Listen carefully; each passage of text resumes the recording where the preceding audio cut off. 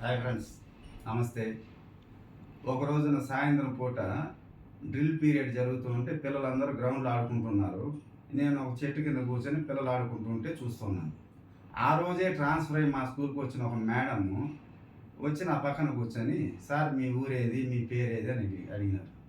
సరే చెప్పిన, మీరు ఏ సబ్జెక్ట్ సార్ అని. తెలుగు మేడం అన్న. అవునా, గతంలో మా తెలుగు టీచర్ అద్భుతంగా చెప్పేవాడు సార్ పాఠం. అది నేను అడిగినానా అని. అది కాదు, ఈరోజు తెలుగు టీచర్లు సరిగా పాఠాలు చెప్పనట్టు, ఆనాటికన్నా ఈనాడు అద్భుతంగానే చెప్తున్నారు పాఠాలు. కాకపోతే మనం గుర్తించడంలో వచ్చిన లోపమే కానీ ప్రభుత్వ ఉపాధ్యాయులు అద్భుతంగా పనిచేస్తున్నారు.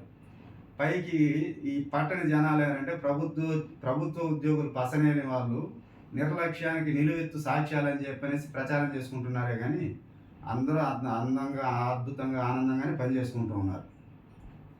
అంతటితో ఆపలేదని ఆమెకు తెలిసిన 2 శ్లోకాలు, ఈ మంత్రాలు ఇవన్నీ చెప్పింది. పోయిపోయి నా దగ్గరే చెప్పాలన్నా.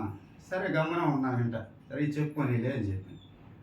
నేను మా గురువు గారు ఆధ్యాత్మికవేత్త అని చెప్తూ అండాండం, బ్రహ్మాండం, పిండాండం ఏదేదో చెప్తుంది. ఆత్మ, జీవాత్మ, పరమాత్మ, ప్రేతాత్మ అని పెద్ద పెద్ద పదాలని ఉపయోగిస్తా ఉన్నది. విని ఊరుకుంటున్నాను, విసుగు వచ్చేస్తా ఉంది. కానీ నేను చాలా పుస్తకాలు చదివినాను సార్, పెళ్ళి అయిన తర్వాతే పుస్తకాలు చదవడం మానేసినాను అనేది.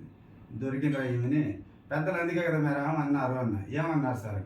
వివాహం విద్యానాశనం అన్నారు మేడం అని. నిజమే సార్. ఇంకో మాట కూడా అన్నారు మేడం. ఏంది సార్ అన్నది. శోభనం సర్వనాశనం మేడం అన్న. దెబ్బతో లేచి అక్కడి నుంచి వెళ్ళిపోయింది. Thank you friends, thank you.